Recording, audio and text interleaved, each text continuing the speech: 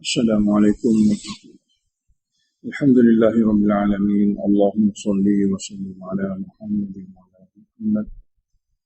Allahumma faqihna fid din wa 'allimna at-ta'wil wahdina ila sawa'is sabil. Allahumma waffiqna lima tuhibbu wa tarda waj'al akhiratana khayran min al-ula. Radina billahi rabban wa bil islam dinan wa bi Muhammadin nabiyyan wa rasulan. أعوذ بالله من الشيطان الرجيم.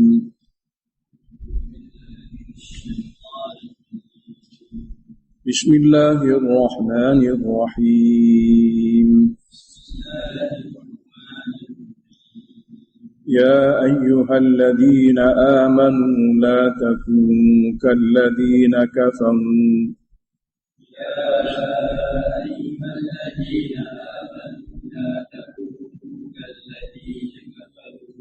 كالذين كفروا وقالوا لإخوانهم إذا ضربوا في الأرض أو كانوا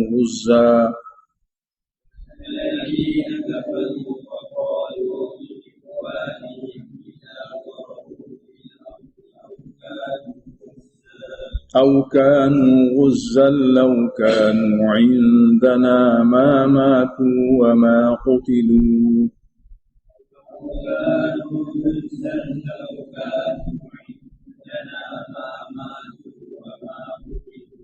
ليجعل الله ذلك حسرة في قلوبهم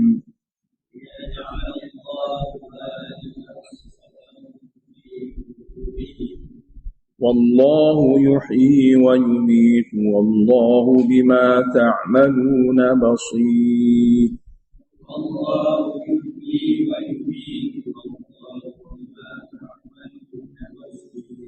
ولئن قتلتم في سبيل الله أو متم لمغفرة من الله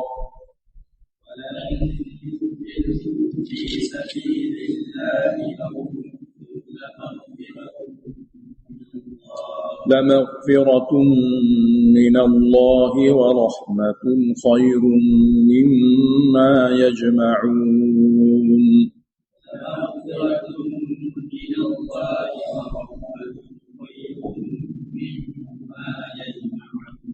ولئن متم أو قتلتم لإلى الله تحشرون.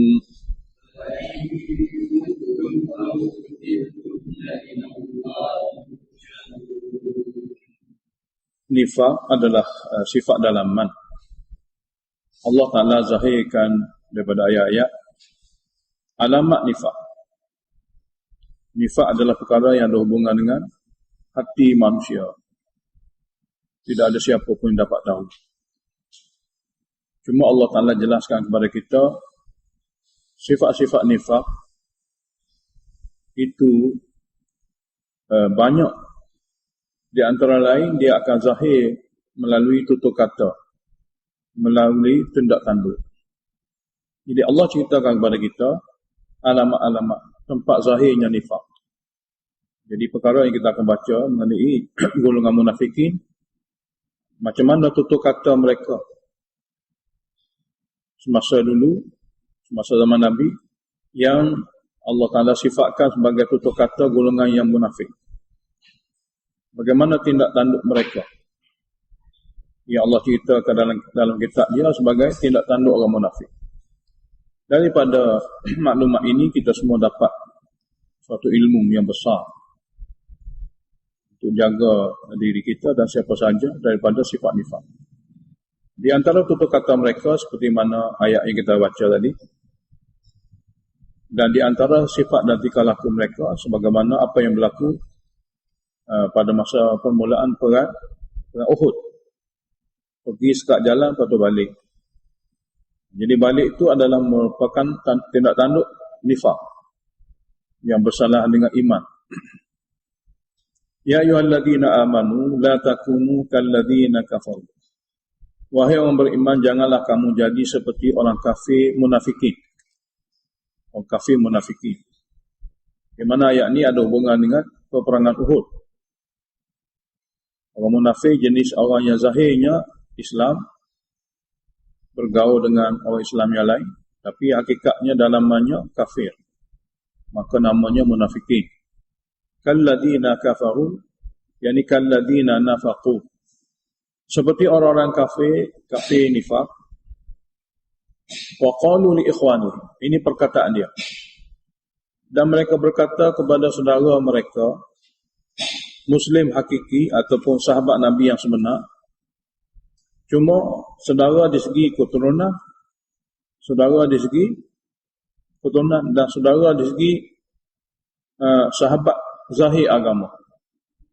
Mana di segi zahir agama sama-sama Islam, bezanya mereka ni munafik. Dapat diketahui munafik daripada penjelasan Allah, daripada tutur kata dan tingkah laku mereka. Jadi untuk orang kafir, yakni orang munafik, berkata kepada saudara mereka sahabat Nabi yang betul-betul mukmin tulid, sahabat Nabi yang betul-betul ada hakikat iman.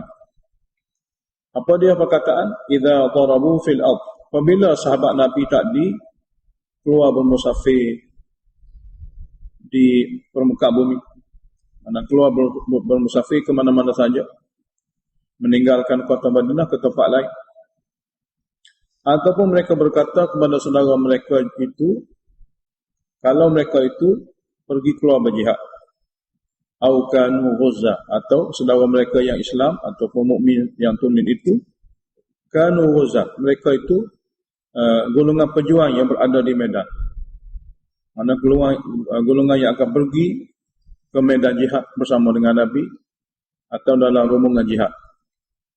Ini dua-dua ni adalah menggambarkan perkataan yang berlaku daripada orang yang zahirnya mukmin ataupun Muslim, yang hakikat dalamannya kafir. Daripada perkataan ini dapat diketahui. Perkataan mereka berbunyi, lau kanu indana, guna perkataan lau, kalaulah mereka dulu bersama dengan kita, tak bermusafir dan tak keluar berjihad. Kalaulah mereka dulu bersama dengan kita, tak bermusafir dan tak keluar berjihad. Yang ini dituju kepada golongan sahabat Nabi yang mati syahid dalam peperangan Uhud. Apa dia kata? Kalaulah mereka tidak bersama, kalaulah mereka dulu bersama dengan kita, tidak keluar berjihad, tidak keluar bermusafir, matu, nescaya tidak mereka itu mati, jadi mati biasa dalam musafir. Wa ma qutilu, nescaya mereka tidak dibunuh dalam masa berjihad. Jadi ini semua ni kena dengan sebab musafir, tinggalkan kota Mekah. Ini salah satu bentuk perkataan jika terbit seseorang itu kepada seorang yang lain, menggambarkan dia adalah ada dalaman dia tu sesuatu perkara yang tidak baik, boleh jadi dia munafik. Lam pada ayat depan ni sebagai lamul aqibah. Akibatnya liyaj'alallahu dzalika hasratan fi qulubihim. Akibatnya Allah akan jadikan perkataan sedemikian suatu penyesalan besar ke dalam hati mereka. Ataupun akibatnya Allah jadikan kepercayaan sedemikian, i'tiqad sedemikian, suatu penyesalan besar pada hati mereka. Akibatnya Allah Ta'ala jadikan akidah yang sedemikian atau pahaman yang sedemikian, kepercayaan yang sedemikian, suatu penyesalan besar di akhirat nanti pada hati mereka. Oleh kerana itu, dalam perkara ini serah kepada Allah Ta'ala. Jika mana-mana tujuan yang dia keluar berjihad, atau di mana-mana tempat yang dia keluar berjihad, mana-mana tempat dia keluar musafir, jika ikut syariat dan patuh hukum Allah, maka tetap dia akan diberi balas yang baik, dan kemungkinan kematian dia akan diberi pahala daripada Allah Ta'ala. Manakala mati hidup, itu semua di bawah takdir dan kudrat Allah.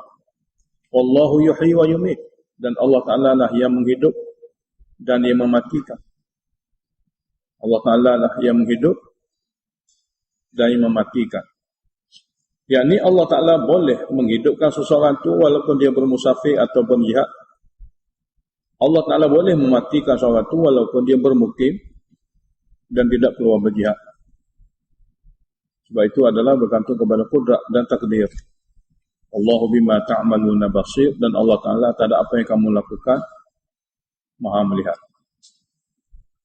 Kata-kata orang kafir seperti itu yang zahirnya Islam, Allah jawab, wala in qutiltum fi sabilillah, dan sekiranya kamu memang terbunuh, dalam takdir kamu terbunuh, mati syahid di jalan Allah.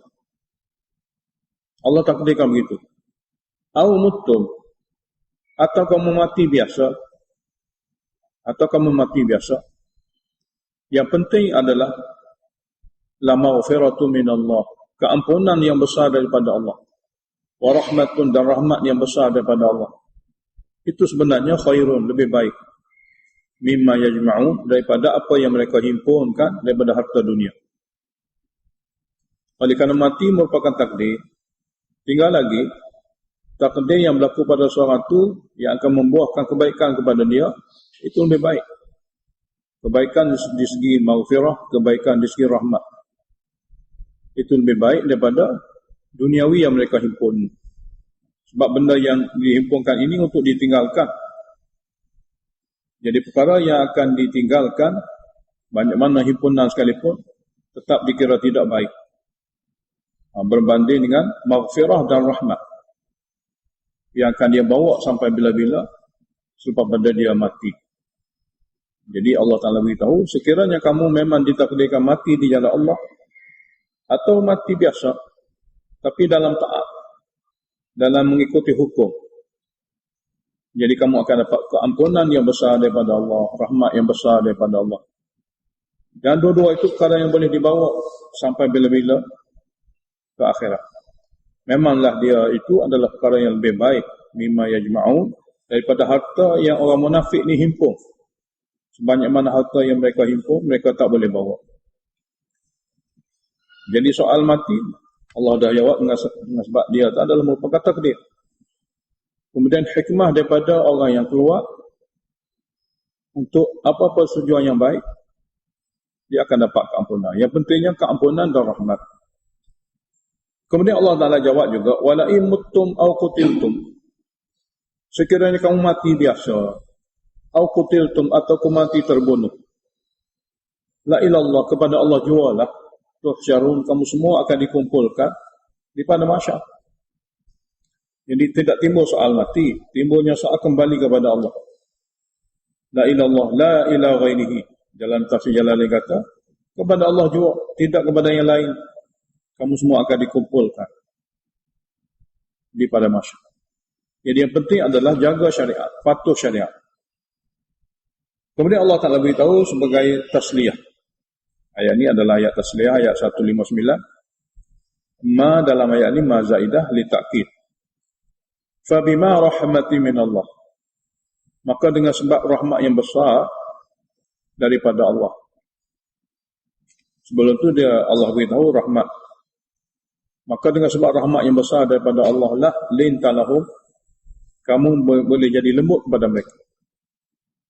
Dalam tafsir sebut, kamu boleh jadi lembut dengan makna kamu mudah berurusan dengan mereka.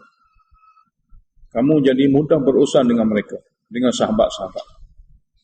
Itu rahmat daripada Allah. Rahmat yang besar daripada Allah.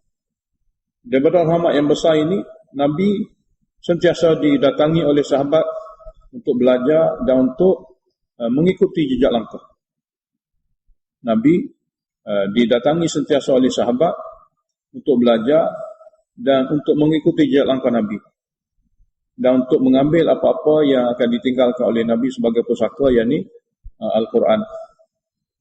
Jadi tidak ada satu orang sahabat pun meninggalkan Nabi atas rasa kekerasan, tidak ada.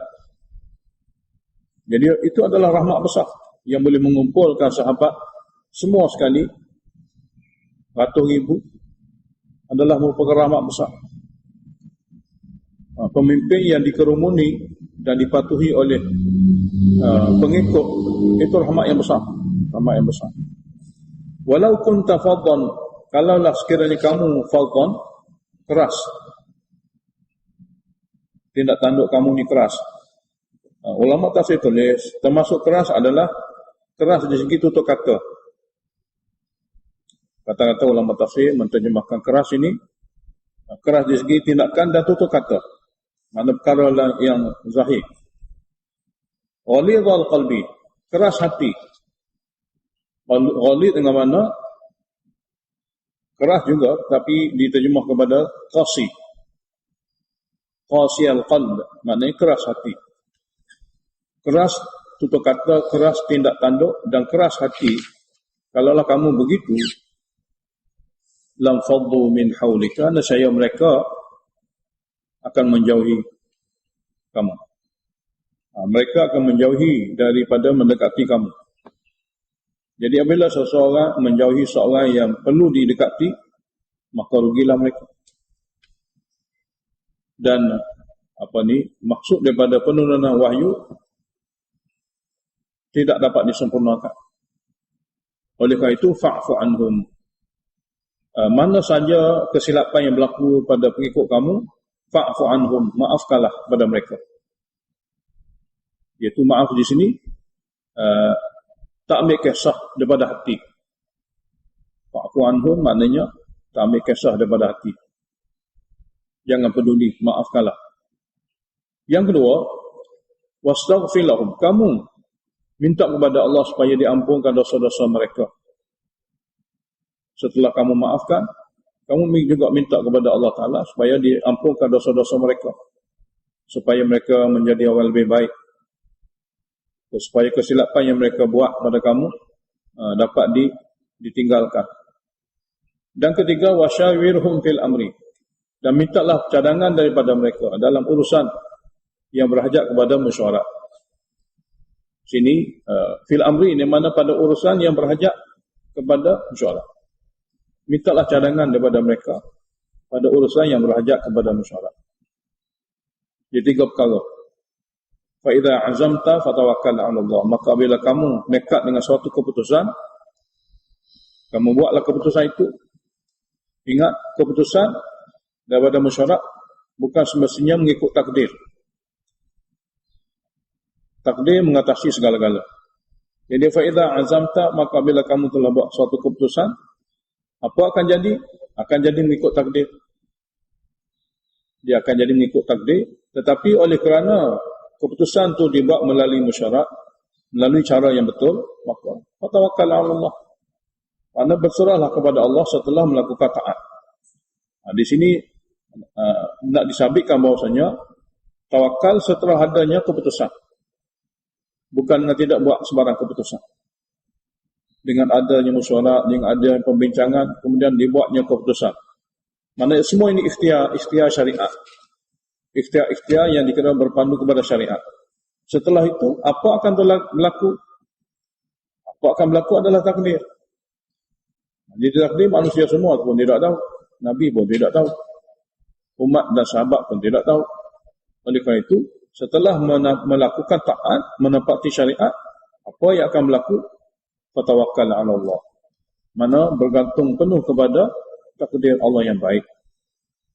Yakni apabila kita buat menepati syariatnya yang betul, takdir yang akan baik akan berlaku. Innallaha yuhibbul mutawakkilin. Sesungguhnya Allah suka sungguh, sangat-sangat suka kepada hamba yang bertawakal kepadanya. Mana berserah kepadanya setelah taat. Jalalain adakan lagi mutawakkilina alaihi. Suka kepada golongan yang bertawakal kepadanya, yakni setelah melakukan taat. Ayat seterusnya, kelebihan tawakal. Kenapa kena berserah kepada Allah sahaja? Kerana sudah kepadanya sudah cukup. Yakni bertawakal ni kadang-kadang manusia bergantung kepada selain pada Allah. Bertawakal dengan mana bergantung juga kepada selain pada Allah. Bertawakal hanya kepada Allah itu tauhid. Bergantung kepada lain-lain, satu perkara yang memberi makna tidak bertauhidkan Allah dalam tawakal. Oleh kerana itu, ayat seterusnya nak beritahu kelebihan tawakal hanya kepada Allah. Ayat seterusnya, kelebihan tawakal hanya kepada Allah. Jadi, in yansurkumullah fala ghaliba lakum. Sekiranya Allah membantu kamu, tiada kuasa lain yang boleh mengalahkan kamu. Itulah kelebihan dia. Sekiranya Allah membantu kamu, tiada kuasa lain yang boleh mengalahkan kamu. Wa in yakhzulkum, sekiranya dia hampakan kamu daripada bantuan, tidak membantu kamu, maka faman dzal ladzi yansurukum min ba'di, maka siapa lagi yang ada kuasa membantu kamu selepas pada Allah tidak membantu. Min ba'di khadlanihi, selepas daripada Allah Ta'ala hampakan kamu daripada bantuannya. Oleh kerana itulah wa 'ala Allah, kepada Allah jua, tidak kepada yang lain. Falyatawakkalul mu'minun, patut bertawakal orang-orang yang beriman dan meyakini Allah. Oleh kerana itu kepada Allah jua lah, tidak kepada yang lain. Patut bertawakal dan berserah para mukmin. Ayat seterusnya zajrun, teguran kepada golongan munafik yang menuduh Nabi mencuri harta rampasan. Ada satu kisah berlaku pada masa peperangan. Ada sesuatu didapati tak dijumpai, hilang. Sebelum tu ada. Bilang kali kedua, cari kali kedua, tak jumpa.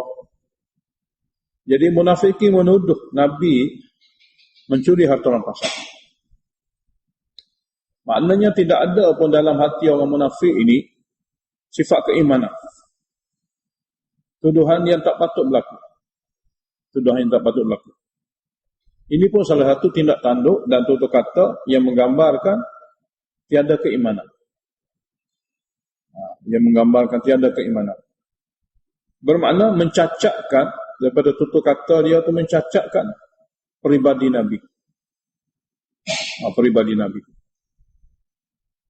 Oleh kerana itu Allah Ta'ala adakan ayat-ayat seterusnya bagi mensabitkan Nabi bukan orang jenis seperti mana orang biasa. Jadi kalaulah ada sesuatu dalam tutur kata dia memberi makna mencacatkan peribadi Nabi, makna dia bukan orang mukmin, dia kafir. Tapi kalau dia masih lagi dari segi penampilan mukmin atau muslim, maka kafir dalaman, namanya munafik. Ini salah satu perkara yang berlaku pada zaman Nabi, dan ia merupakan teguran kepada mana-mana orang munafik kalau sekiranya tutur kata dia seumpama ini, yakni menuduh Nabi mencuri. Wa ma kana lani nabiyyin wa ma kana li nabiyyin an yaqula, tidak patut mana-mana nabi, bukan Nabi Muhammad sallallahu alaihi wasallam saja, an yaqula, mencuri harta rampasan, kerana ia dosa sangat besar. Ingat, mencuri harta rampasan tak kira siapa.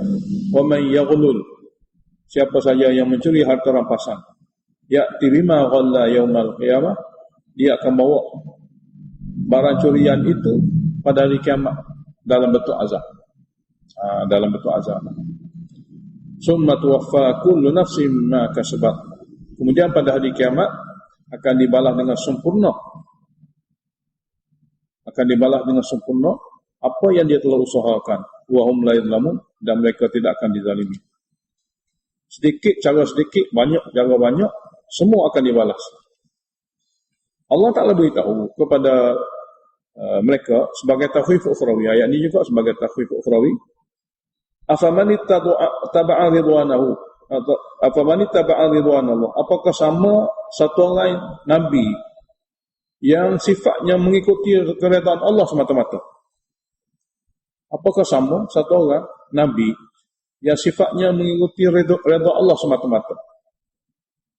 Sama dengan kaman ba'a bisakhati min Allah, sama seperti orangnya khain. Sini asalnya lawannya khain, khianat. Orang yang mengikuti keredaan Allah semata-mata sama dengan satu orang lain yang khianat. Orang khianat ni orang yang melanggari kehendak Allah, melanggari perintah Allah, yang mana dia ikuran kerana khianat itu ba'abi sakhati min Allah, akan kembali menghadap Allah dengan kemurkaan Allah. Wa ma'wa jahannam, dan tempatnya neraka jahannam. Tak akan sama. Satu orang yang dipilih menjadi Nabi, orang itu adalah orang yang sentiasa ikut keredaan Allah. Macam mana dia mencuri harta rampasan? Orang mencuri harta rampasan adalah orang khianat. Orang khianat, dia akan kembali dengan bawa kemurkaan daripada Allah Ta'ala, dan tempatnya memang neraka jahannam. Betapa bezanya satu orang Nabi dengan orang yang dituduh oleh puak munafik tentang sifat-sifat yang tak akan boleh duduk bersama. Wa bi'sal masir, dan seburuk-buruk tempat kembali adalah neraka jahanam. Manusia sebenarnya di akhirat nanti darajat berbeza-beza. Ada nabi, ada siddiqin, ada syuhada, ada salihin, ada mukmin, ada kafir, ada munafik. Manusia banyak darjat. Tapi Muhammad SAW adalah darjat yang tertinggi. Yang kamu menuduhnya seperti mana golongan manusia yang tidak ada apa-apa darjat yang baik. Jadi hum darajatun indallah. Mereka sebenarnya ada berbeza darjat di sisi Allah. Wallahu basirun bima ya'malun, dan Allah Ta'ala Maha melihat apa yang mereka lakukan. Di antara kelebihan Nabi lagi, yang tak mungkin dia mencuri harta rampasan, kerana dia dipilih untuk menjadi contoh. Macam mana orang yang dipilih menjadi contoh, yang mana Allah sebut dalam ayat ini, nikmat yang sangat-sangat tak terhingga hebatnya ya Allah bagi kepada hamba. Nabi adalah satu orang yang dipilih yang merupakan nikmat dan anugerah Allah kepada hamba-hambanya yang lain. Macam mana dia mengkhianati? Laqad manna Allahu 'alal mu'minin. Sesungguhnya Allah telah kurniakan nikmat, limpahkan nikmat kepada para mukmin. Bila id ba'atha fihim rasulah, ketika dia memilih dan bangkitkan di kalangan mereka mukmin satu orang rasul min anfusihim, daripada jenis manusia seperti mereka juga. Dan rasul itu yatlu alaihim ayatihi, akan membaca kepada mereka ayat-ayat Allah, wa yuzakkihim, dan akan mentazkiyahkan mereka daripada syirik dan kufur, wa yu'allimuhumul kitab wal hikmah, dan Nabi itu akan mengajar juga mereka kitab dan hikmah, Al-Quran dan juga sunnah. Jadi kalau Nabi dipilih untuk buat tugas seperti ini, dan ia merupakan mannun daripada Allah, suatu anugerah, limpahan nikmat daripada Allah. Macam mana dia patut dituduh mengkhianati. Wa in kanu min qablu, dan sesungguhnya para sahabat dulu sebelum itu la fi dhalalin mubin, dalam keadaan sesat yang nyata daripada petunjuk wahyu. Ayat ini yang kita nak baca ni adalah zajrun kepada orang mukmin. Zajrun, teguran kepada orang mukmin. Yakni musibah-musibah kadang-kadang menimpa juga, ditimpakan juga kepada orang mukmin. Jangan dia silap faham. Orang mukmin dia tak boleh silap faham. Musibah-musibah itu dia ada banyak hikmah. Dia adalah daripada takdir Allah Ta'ala, yang dalam tu ada banyak sangat hikmahnya. Di antaranya seperti mana Allah beritahu dalam ayat ni, awalamma asabatkum musibatun qad asabtum mithlaiha. Kenapa apabila musibah menimpa kamu di dalam peperangan Uhud, kamu menjadi kehairanan? Awalamma ni, kenapakah musibah yang menimpa kamu semasa peperangan Uhud, kamu menjadi kehairanan, kebingungan? Qad asabtum mithlaiha, sedangkan kamu telah dapat menghukum mereka itu mithlaiha, dua kali ganda. Kamu telah dapat menghukum mereka itu sebelum ini dua kali ganda. Apa dia? Kamu masa perang Uhud mati 70 orang. Dibunuh oleh mereka. Tapi mereka sebelum ni dalam perang Badar 70 orang dibunuh, 70 orang ditangkap sebagai orang tawanan. Lalu kamu kata qultum anna hadza, bagaimana ini semua boleh berlaku? Bagaimana ini semua boleh berlaku? Kehairan. Qul jawab, huwa min indi anfusikum. Kejadian begitu yang berlaku pada Uhud itu sebenarnya daripada diri kamu. Asbab zahirnya daripada kamu, daripada ikhtiar kamu sendiri. Yakni ketidakpatuhan kamu dan kelemahan kamu dalam mengawal nafsu kamu. Itu asalnya. Jadi kalau ditanya, anna hadza, daripada mana ini semua? Jawab, dia daripada diri kamu. Maknanya zahirnya daripada diri kamu. Hakikatnya daripada takdir. Tapi zahirnya daripada ikhtiar diri kamu, yakni lemahnya kamu dalam mengawal nafsu. hingga membawa kepada kamu berbantahan, berselisih di segi pandangan dan pendapat. Innallaha ala kulli syai'in qadir. Sesungguhnya Allah Ta'ala berkuasa penuh di atas segala sesuatu. Itu adalah sebab zahir. Maknanya berselisih itulah sebab zahir. Kamu tak mampu nak kawal nafsu itulah sebab zahirnya. Lemahnya kamu hingga jadi kamu tak mampu nak lawan lagi orang kafir, jadi pengecut. Itu sebab zahirnya. Sebab hakiki adalah Allah. Wa ma asabakum yawmal taqal jama'an. Dan tidak menimpa kamu pada hari peperangan Uhud yang bertemu dua kumpulan orang Madinah dengan orang Mekah, fa biiznillah. Sebenarnya dengan izin Allah. Sebenarnya dengan izin Allah. Yang ada dalam tu hikmah. Di sebalik kesusahan kamu ada dalam tu hikmah. Jadi Allah nak beritahu kepada kamu hikmahnya. Jadi penyebab hakiki izin Allah. Penyebab zahirnya ikhtiar kamu. Hikmah di antaranya ialah waliya'lamal mu'minin. Supaya Allah Ta'ala dapat zahirkan orang mukmin sebenarnya macam mana dia. Waliya'lamal ladzina ka'anafaqu, supaya Allah dapat zahirkan orang munafik macam mana mereka. Lalu Allah adakan perkara-perkara seperti ini.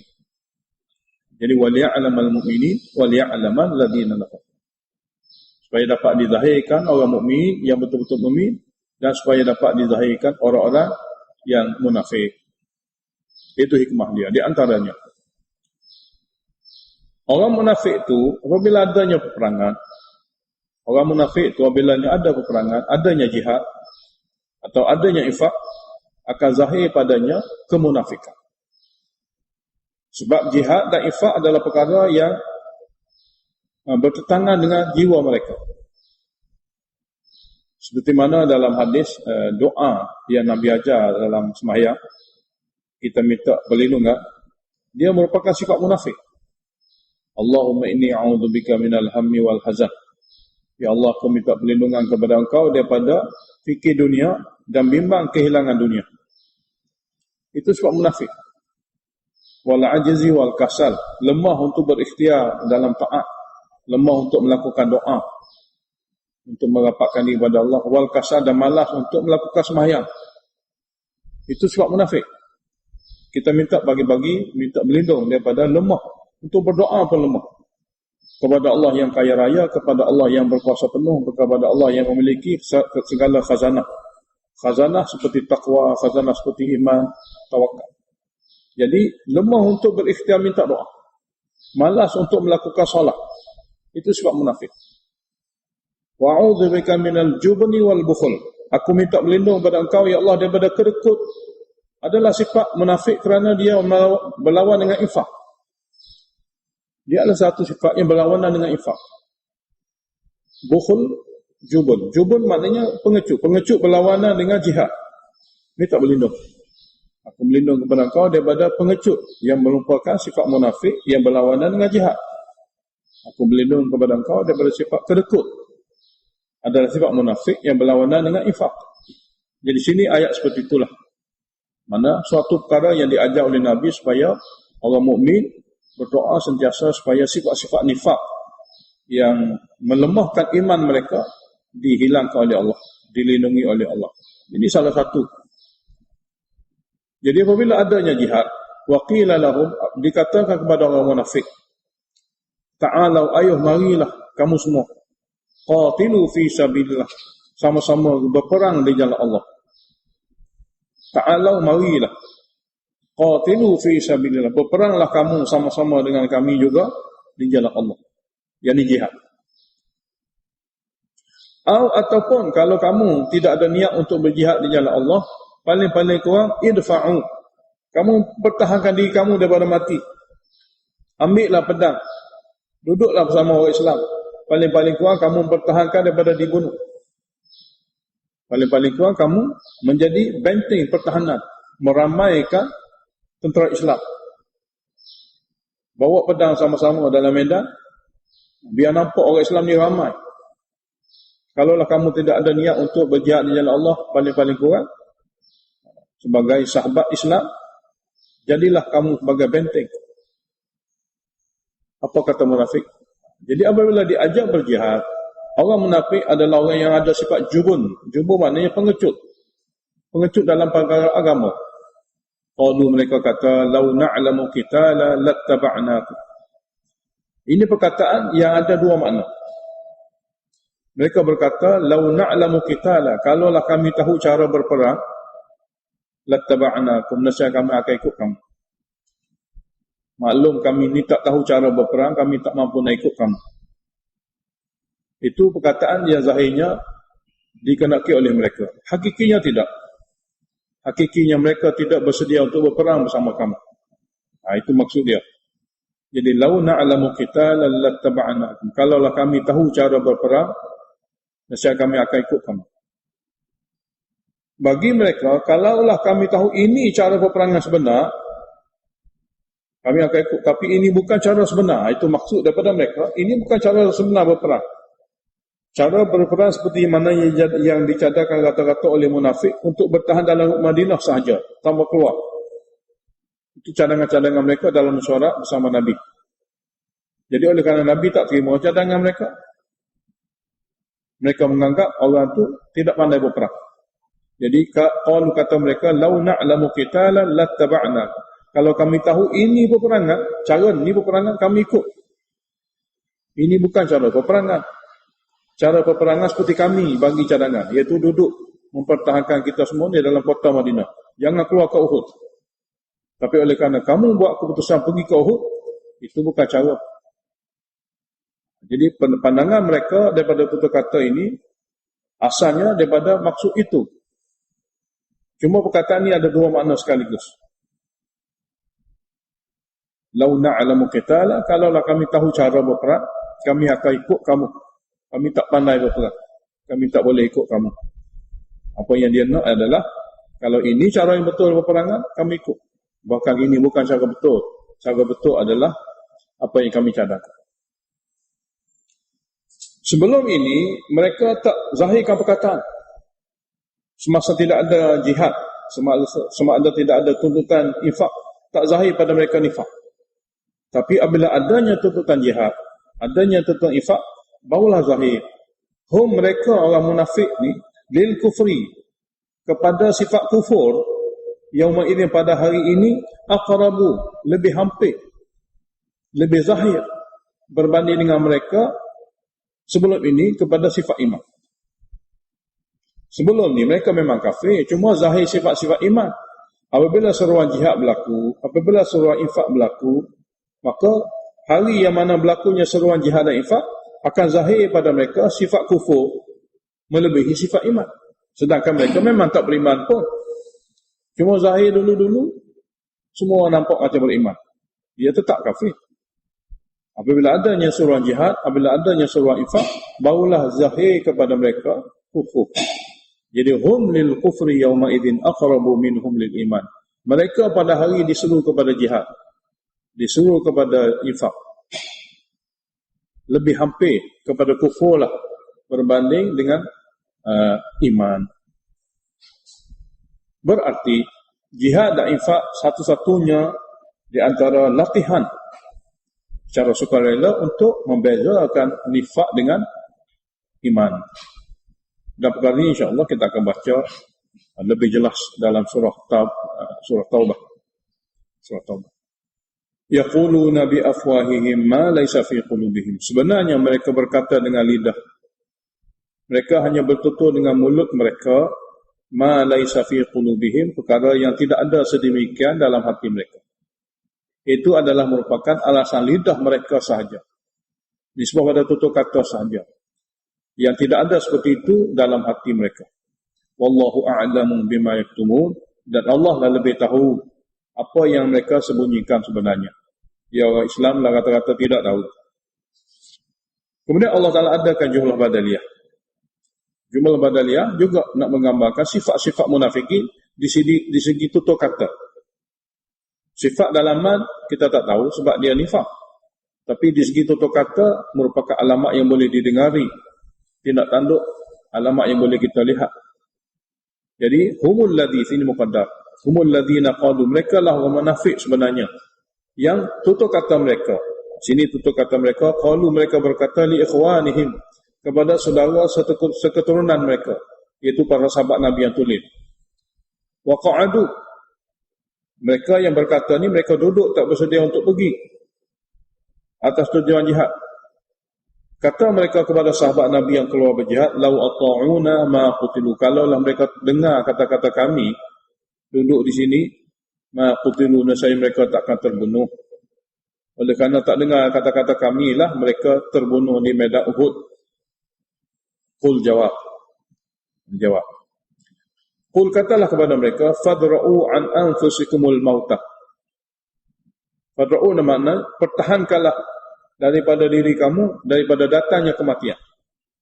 Kamu semua yang duduk di Madinah, yang tak mahu keluar berjihad ini, pertahankanlah oleh kamu semua daripada diri kamu didatangi oleh kematian.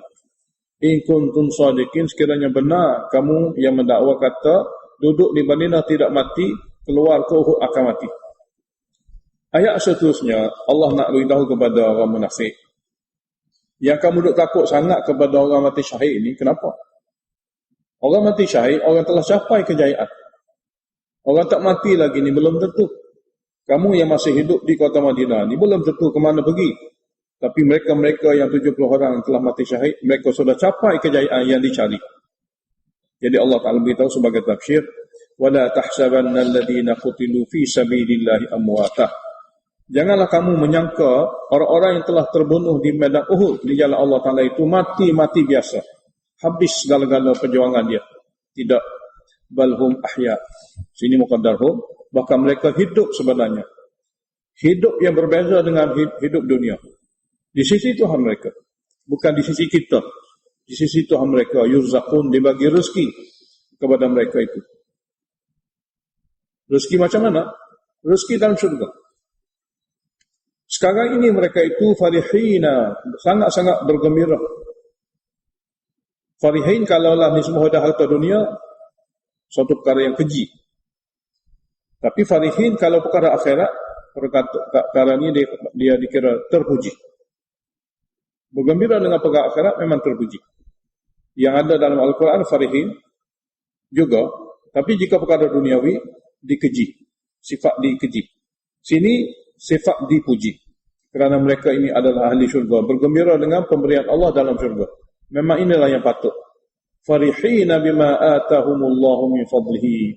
Ahli syurga yang berada dalam syurga setelah mati syahid itu sangat bergembira dengan apa saja yang Allah telah bagi daripada syurga itu. Allah bagi kepada mereka min fadlihi, daripada kurniaannya dalam syurga itu. Sangat gembira, dapat segala-gala. Maknanya kamu dah kata mereka mati, suatu perkara yang sangat tidak boleh diterima. Sedangkan mereka yang mati itu bergembira. Dan lagi wa yastabshiruna bil ladzina lam yalhaqu bihim. Mereka sudah rasa gembira. Sini wa yastabshirun, mereka juga rasa bergembira akan orang-orang yang masih lagi tidak datang kepada mereka. Itu sahabat-sahabat seperjuangan mereka yang masih berjuang. Wa yastabshiruna bil ladzina lam yalhaqu bihim. Mereka juga merasa gembira akan orang-orang yang berjuang bersama mereka yang masih tidak mati. Lam yalhaqu bihim, yang masih belum menyusuli mereka kerana hidup lagi di dunia dalam perjuangan. Min khalfihim, di dunia sana. Yakni alla khaufun alaihim. Bahwasanya sahabat-sahabat mereka itu juga tidak akan ada ketakutan ke atas mereka seperti mereka ini dalam syurga. Walahum yahzanun. Sahabat-sahabat mereka yang masih hidup juga tidak akan berduka cita apabila mati kelak dalam perjuangan.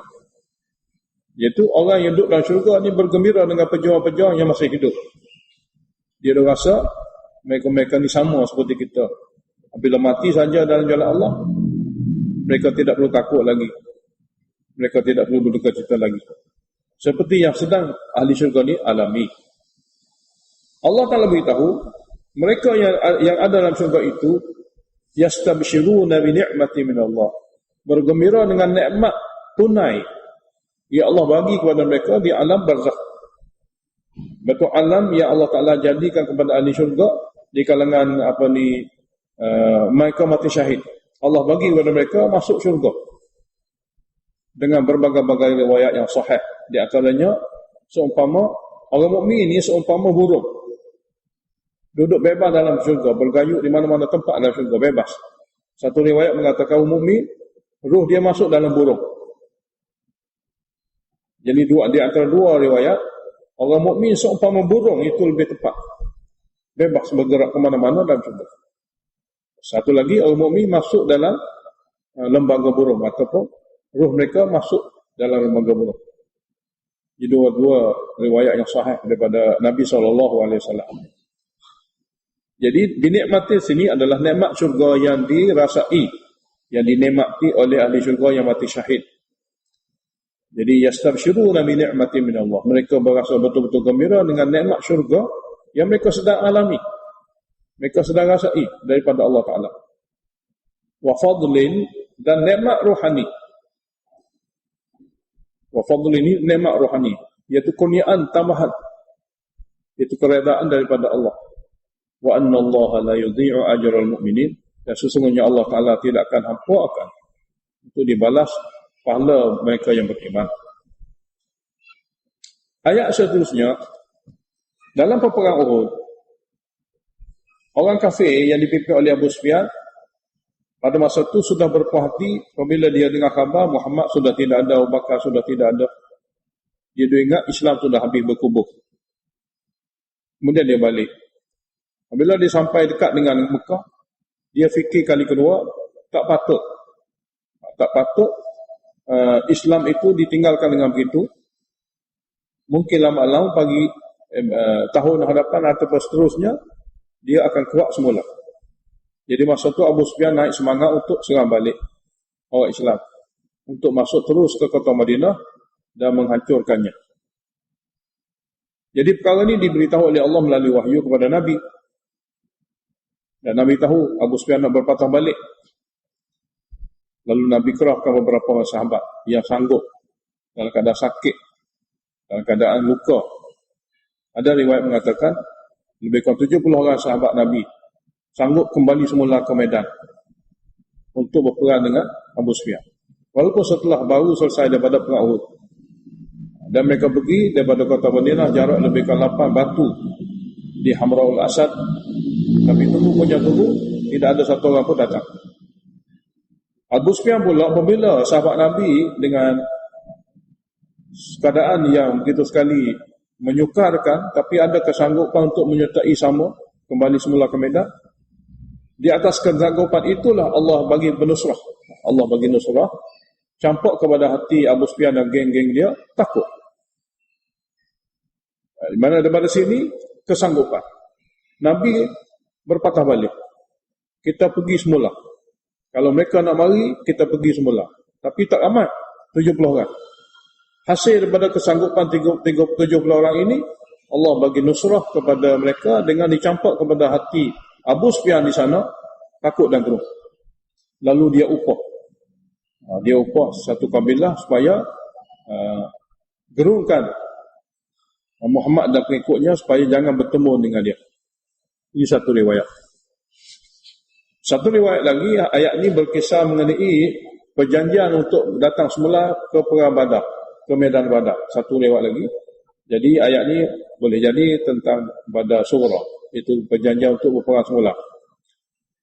Alladzina istajabu lillahi wa rasul, iaitu sahabat-sahabat Nabi yang luka, yang letih setelah balik daripada Uhud, tapi istajabu lillahi wa rasul,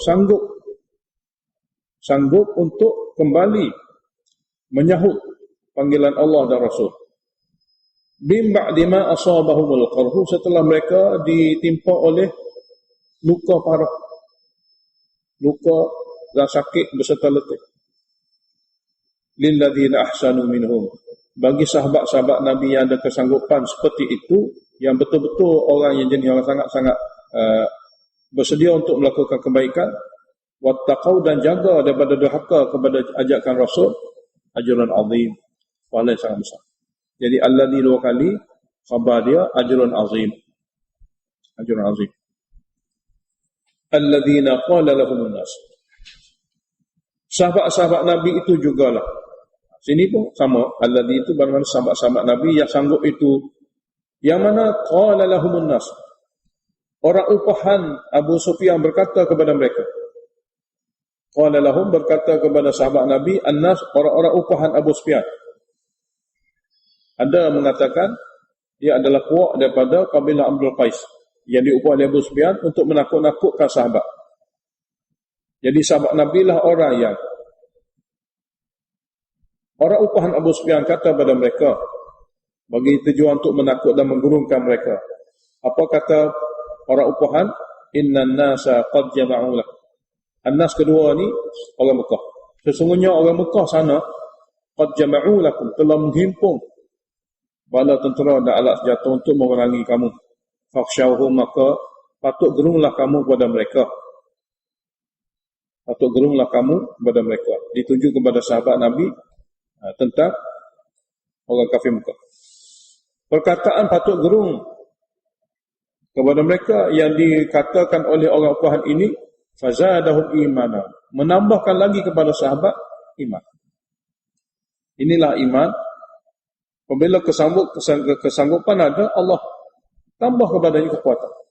Jadi orang upahan ini kata kepada sahabat Nabi, mereka berhimpun dengan begitu sekali besar bala tentera dengan alat senjata yang begitu banyak untuk memerangi kamu. Patut takut kamu, patut gerunglah kamu kepada mereka. Tutur kata sedemikian menambahkan lagi kepada sahabat keimanan. Apa yang mereka kata? Wa qalu, kata mereka yang dia sahabat Nabi, hasbunallah, cukup kepada kami Allah, tidak perlu yang lain. Sudah cukup kepada kami Allah. Wa ni'mal wakil, sebaik-baik pelindung Allah. Mana gitu. Sudah cukup bagi kami Allah, sebaik-baik pelindung. Tunggu punya tunggu, tidak juga datang daripada Mekah sana. Fanqalabu bi ni'mati min Allah. Mereka kembali dengan bawa pahala daripada Allah. Ada riwayat mengatakan di sana apabila dengar khabar peperangan akan berlaku kali kedua, maka penjual-penjual pedagang-pedagang juga mari turut sama untuk berjual barang-barang mereka. Tapi oleh kerana tunggu punya tunggu tak mari juga orang Mekah, lalu mereka adakan sedikit sebanyak urusan jual beli dan dapat keuntungan duniawi juga di medan itu. Jadi fanqalabu bi ni'matin min Allah. Mereka kembali ke Madinah dengan nikmat yang besar. Nikmat ukhrawiyah ialah nikmat pahala, nikmat duniawiyah ialah keuntungan dalam perniagaan. Wa fadlin lam yamsashhum, dan kurniaan tambahan daripada Allah Taala, lam yamsashhum su, tidak menimpa mereka sebarang kesusahan pun di dalam peperangan itu ataupun di dalam peristiwa itu. Wattaba'u ridwanallah, dan mereka boleh ikuti arahan Rasul atau pesuruhan Rasul yang merupakan redha Allah. Wallahu dzu fadlin azim, dan Allah lah yang punya kurniaan sangat besar untuk dibagi kepada hamba. Rombongan yang diupah oleh Abu Sufyan itu syaitan. Allah kata innama dzalikum syaitan. Sesungguhnya rombongan yang diupah nak menakut-nakutkan orang Islam dengan bilangan dan jumlah orang kafir, itu adalah syaitan. Yukhawifu awliya'ahu. Sini muqaddar mahzuf. Yukhawifukum awliya'ahu. Dialah yang menakut-nakutkan kamu dengan geng-geng dia. Dialah menakut-nakutkan kamu dengan orang-orang yang rapat dengannya, iaitu dengan manusia-manusia yang kafir. Oleh kerana itu, fala takhafuhum, maka kamu sahabat Nabi jangan takut kepada mereka. Wa khafuni, takutlah kepada aku sahaja. In kuntum mu'minin, sekiranya kamu benar-benar beriman. Ayat seterusnya sebagai tasliyah. Sebagai tasliyah berserta takhwif ukhrawi, dua-dua. Tasliyahnya Allah Taala sebut wala yahzunka alladhina yusari'una fil kufr. Janganlah pula menduka citakan kamu mengenai orang-orang yang cepat sangat menerima kekufuran. Janganlah menyedihkan kamu, menduka citakan kamu oleh sikap orang-orang yang cepat sangat kepada kekufuran. Innahum, sesungguhnya mereka yang cepat kepada kekufuran itu la yadhurrullaha syai'a, tidak boleh membahayakan Allah walaupun sedikit. Tidak boleh membahayakan Allah walaupun sedikit. Yuridullahu alla yaj'ala lahum haddan fil akhirah. Allah Ta'ala inginkan melalui dibagi kepada mereka tak boleh menerima iman, bahkan kembali kepada kufur. Allah Ta'ala ingin sebenarnya dengan cara takwini, alla yaj'ala lahum haddan fil akhirah. Itu Allah tidak akan lagi bagi kepada mereka itu bahagian yang baik di akhirat. Sebenarnya orang seperti ini, dalam takwini Allah tak mahu bagi syurga kepada dia. Allah tak mahu bagi yang baik pada dia. Yang adanya, walahum azabun azim, bagi mereka itu azab sangat besar. Ayat seterusnya, takhwif ukhrawi. Tapi secara umum. Innal ladzina ishtarawul kufra bil iman. Sesungguhnya orang yang tukar kufur dengan jual iman. Ganti iman. Orang yang telah tukar dengan mengambil kufur dengan jual iman. Sebab tukar ganti makna jual beli. Jual beli adalah tukar ganti. Kita ambil barang, kita ganti dengan duit kepada dia. Jadi innal ladzina ishtarawul kufra, sesungguhnya orang yang mengambil kufur dengan dijualnya iman. Lan yadhurrullah syai'an. Mereka itu semua tidak membahayakan Allah walaupun sedikit. Yakni tidak membahayakan agama Allah. Tidak membahayakan agama Allah walaupun sedikit. Walahum azabun alim, bagi mereka azab sangat pedih. Ayat seterusnya, keadaan-keadaan orang kafir yang diberi umur panjang. Keadaan-keadaan orang kafir yang diberi limpahan nikmat. Janganlah silap. Janganlah menyangka pemberian itu balasan baik Allah kepadanya. Tidak. Ayat ini sebenarnya untuk pembaca Al-Quran memahami apa yang diberi oleh Allah kepada orang ingkar, umur panjang, limpah dengan rezeki, ada segala-gala, itu bukan alamat Allah nak bagi kebaikan. Boleh jadi cara Allah Ta'ala nak banyakkan dosa, nak banyakkan kemurkaan. Ini ayat. Jadi janganlah kamu terpedaya. Seperti ayat ini juga kita akan baca mengenai kesilapan sebenarnya bagi orang tak beriman. Kerana itulah mereka, silap faham itulah mereka kekal dalam neraka.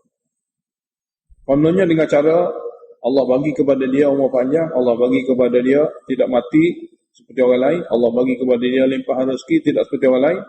Beranggapan ini semua daripada kasih sayang Allah.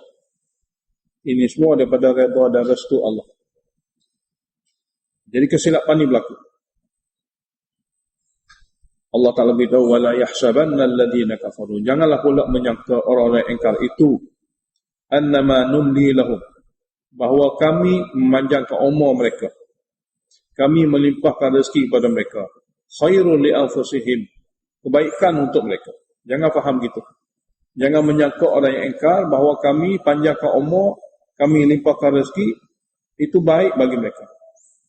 Innama numli lahum liyazdadu ithma, bahawa kami panjangkan umur mereka, kami limpahkan rezeki mereka dalam keadaan kufur, supaya mereka bertambah banyaknya dosa.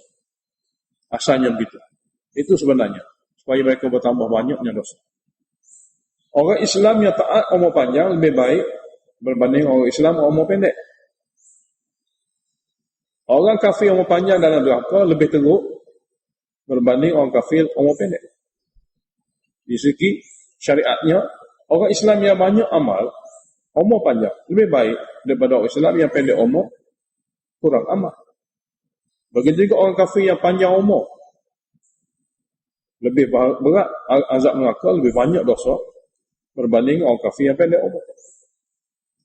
Di sini liyazdadu ithman, umur panjang mereka yang kafir, banyak limpahan rezeki pada orang kafir, liyazdadu ithman, supaya bertambah kepada mereka itu dosa mereka. Walahum adzabun muhin, bagi mereka apabila mati azab yang menghinakan mereka. Kenapakah berlaku ujian dalam peperangan Uhud? Di antara hikmah lain, di antara hikmah yang Allah nak beritahu, seperti mana ayat yang kita nak baca ni, berlainan sedikit daripada hikmah yang diberitahu sebelum ni. Katakanlah orang Islam tanya, kenapa Allah uji orang Islam begitu dalam perang Uhud? Allah kalau uji begitu dalam surah Hud. Jawab, ma kana Allahu liyadharal mu'minina ala ma antum alaih hatta yamizal khabitha minat tayyib. Allah Ta'ala tentu tidak akan membiarkan orang mukmin yang tulen di atas keadaan mereka bergaul dengan orang munafik. Allah Ta'ala tentu tidak akan membiarkan orang mukmin tulen di atas keadaan mereka bergaul dengan orang munafik dengan tidak diketahui mana satu mukmin tulen, mana satu munafik. Lalu untuk membezakan munafik dan mukmin, adakah peperangan, adakah jihad, adakah infak. Jadi hatta yamizal khabitha minat tayyib, sehingga Allah Ta'ala adakan suatu tuntutan syariat iaitu jihad, mengikuti arahan Nabi dan infak, supaya dia boleh bezakan al-khabitha, yang buruk itu siapa, minat tayyib, daripada yang baik. Allah tak akan biarkan dalam keadaan tak tahu mukmin tulen dengan munafik. Lalu adanya syariat jihad dan infak dapat bezakan. Wa ma kana Allahu liyutli'akum 'alal ghaib. Allah Ta'ala tidak akan memberitahu kepada kamu orang munafik secara gaib. Allah Ta'ala tidak akan beritahu kepada kamu orang-orang munafik ini secara ilmu gaib. Bahkan Allah akan beritahu kepada kamu orang munafik dengan cara ujian. Dengan cara ujian. Jadi Allah tak akan beritahu. Sampai bila pun dia akan beritahu dengan cara gaib. Ini orang munafik. Kamu dapat tahu cara gaib. Ini orang mukmin. Itu bukan cara. Allah Ta'ala adakan cara lain. Iaitu dengan cara adanya jihad dan infak. Dan akan zahir daripada jihad dan infak ini tutur kata dan tindak tanduk. Daripada itulah kamu boleh bezakan mukmin tulennya macam mana, munafik macam mana. Untuk memberitahu kepada kamu secara gaib, tak boleh. Allah tak buat begitu. Jadi Allah Ta'ala tidak akan beritahu kepada kamu secara gaib tentang munafik dan mukmin. Akan tetapi, Allah boleh memilih di kalangan rasul-rasulnya siapa-siapa yang dia kenaki untuk dia bagi wahyu yang gaib itu, sehingga dia pun tahu munafiknya orang ni. Allah boleh buat dengan memilih Nabi. Tapi Allah tak buat pada semua orang dengan cara tahu perkara gaib. Orang ni dapat tahu ni orang munafik, ni orang munafik. Jadi kalaulah sesiapa yang hidup selepas pada wafatnya Nabi mengatakan saya tahu orang ni munafik, itu adalah satu pembohongan yang sangat-sangat jelas. Memang bohong. Sebab Allah beritahu tidak ada, undang-undang Allah tidak ada memberitahu kepada kamu orang munafik yang dikira amal perkara gaib. Yang adanya zaman Nabi. Akan tapi Allah Ta'ala boleh pilih min rusulihi, bukan daripada semua orang, daripada rasul-rasulnya sahaja, man yasha, orang yang Allah kendaki untuk memberitahu sebahagian perkara gaib, bukan semua juga. Lalu Nabi pun tahulah dengan cara perantaraan wahyu, orang ni munafik, orang ni munafik, yakni orang yang munafik sekarang dah mati dalam nifak. Sebab kata-kata pada masa tu orang munafik masa tu, tapi akhirnya mati dalam iman. Nama-nama mereka tak ditulis, tak dicatat. Jadi orang akan mati dalam nifak, memang munafik tegar. Nama-nama sebahagian mereka diberitahu oleh Allah melalui wahyu kepada Nabi. Nabi beritahu kepada sahabatnya Hudzaifah ibn al-Yaman supaya tulis. Nama-nama ni memang munafik tegar, dia pun akan mati dalam nifak. Manakala munafik lain, dia boleh jadi berubah. Ikut takdir. Jadi Allah Ta'ala boleh memilih di kalangan rasul-rasul siapa yang dia kendaki untuk diberitahu melalui wahyu sebahagian perkara gaib, bukan semua. Oleh kerana itu, fa'aminu billah, ikhlaslah kamu dalam beriman kepada Allah. Kamu tak boleh tipu Allah Ta'ala. Wa rusulihi, dan ikhlaslah kamu dalam mengikuti Rasul, yakni beriman kepada Rasul. Wa in tu'minu wa tattaqu, diulangi balik. Sekiranya kamu betul-betul beriman, sekiranya kamu betul-betul bertakwa. Beriman mana mengikuti sahaja apa yang diajar oleh Rasul. Betul-betul bertakwa, kamu tinggalkan apa sahaja yang dikira bercanggahan dengan syariat. Falakum ajrun azim, kamu akan dapat pahala yang sangat besar. Kamu akan dapat pahala yang sangat besar. Ayat seterusnya mengenai infak. Ayat yang kita akan baca ni mengenai infak. Dan ia salah satu perkara yang dikira pengukur bagi nifak dan iman. Wala yahsabanna alladhina yabkhaluna bima atahumullahu min fadlihi wa khairan lahum. Janganlah menyangka orang-orang yang kedekut untuk membelanjakan harta yang Allah bagi kepada mereka daripada kurniaan Allah. Kedekut itu baik bagi mereka. Kedekut adalah sifat nifak sebenarnya. Janganlah mereka yang kedekut untuk membelanjakan harta yang Allah bagi kepada mereka daripada kurniaan Allah. Kedekut itu jangan menyangka baik. Janganlah menyangka sifat kedekut itu baik bagi mereka. Sebenarnya sifat kedekut itu nifak yang perlu dibohon supaya dilindungi. Bal huwa syarrun lahum. Bahkan kedekut itu adalah keburukan besar bagi mereka. Sebab ia salah satu daripada sifat nifak. Saytawaquna ma bakhilu bihi. Harta-harta yang mereka tak infakkan itu akan dikalungkan sebagai api neraka pada leher mereka. Saytawaqun, akan dikalungkan harta-harta yang mereka tak infak dengan sebab kedekut. Akan dikalungkan pada leher mereka ma bakhilu bihi. Harta-harta yang mereka kedekut untuk membelanjakannya. Yaumul qiyamah, pada hari kiamat nanti sebagai api neraka. Itu dah kesan dia. Mana sifat kedekut sendiri sifat nifak. Kurang daripada kedekut, banyak harta dia tak boleh infak. Harta yang dia tak boleh infak itu akan dijadikan bahan api neraka dengan cara dikalungkan kepada leher mereka itu. Walillahi miratus samawati wal ardh. Kenapa tak mahu infak? Harta-harta ini kembali kepada Allah juga apabila mati.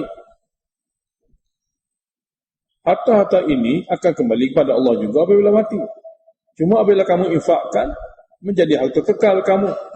Apabila kamu mati, harta ini berpindah kepada yang lain. Sebab pewaris sebenarnya Allah. Jadi, walillahi mirathus samawati wal ardh. Sebenarnya milik Allah lah peninggalan langit bumi yang ditinggalkan oleh manusia yang mati. Wallahu bima ta'maluna khabir. Dan Allah Ta'ala apa yang kamu lakukan, Dia Maha mengetahui.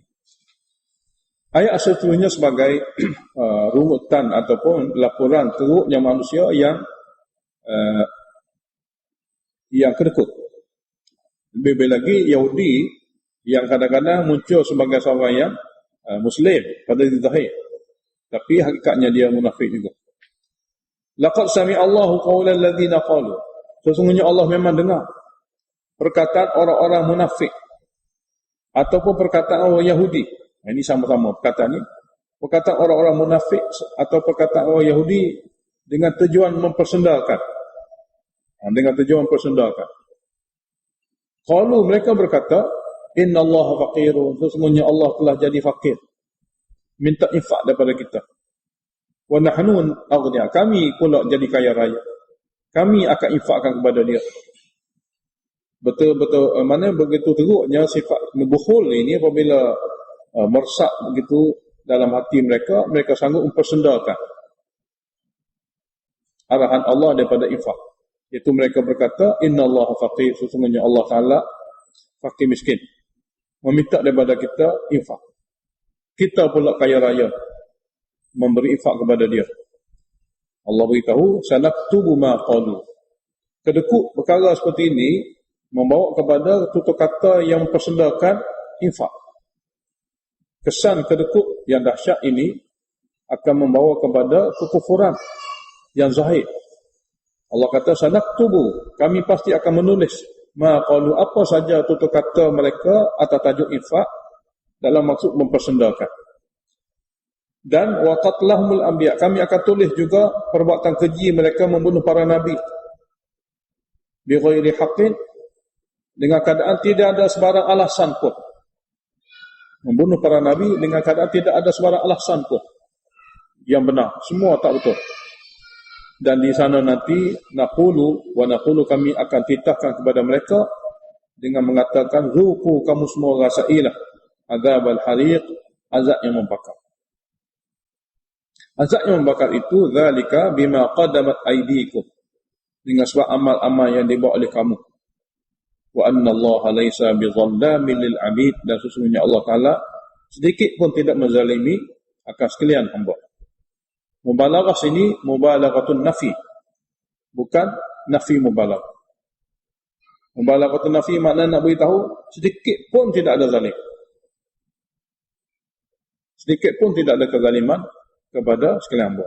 Makna mubalaghatun nafi. Mubalaghah di segi nafi itu. Di segi nafi. Sedikit pun tidak ada kezaliman. Lawan dia, nafi mubalaghah.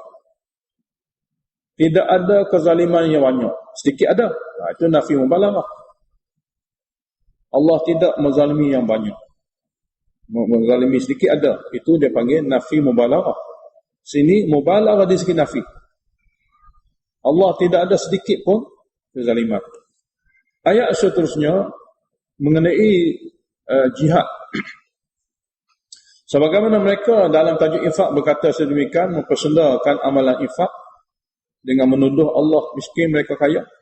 Juga dalam perkara jihad. Dalam perkara jihad. Itu alladzina, orang-orang munafik yang qalu berkata juga, Inna Allah ahida ilaina. Sesungguhnya Allah Ta'ala telah memerintahkan kepada kami alla nu'mina li rasulin, supaya kami tidak beriman kepada mana-mana rasul, sehinggalah ya'tiyana biqurbanin, dia datangkan kepada kami suatu pengorbanan mukjizat, ta'kuluhunna, pengorbanan itu akan dimakan daripada api daripada langit. Ada benda ni kami akan ikut rasul, tak ada benda tu kami tak akan ikut mana-mana rasul. Jadi Allah Ta'ala telah bagi tahu pada kami melalui nabi-nabi, kami tidak akan beriman kepada mana-mana rasul sehingga datangnya kepada kami pengorbanan yang pengorbanannya dimakan oleh api daripada langit. Dia syabah Nabi kita Muhammad sallallahu alaihi wasallam. Qul, katalah kepada mereka, qad ja'akum rusulun min qabli bil bayyinah. Sesungguhnya telah datang kepada kamu sini Yahudi dahulu.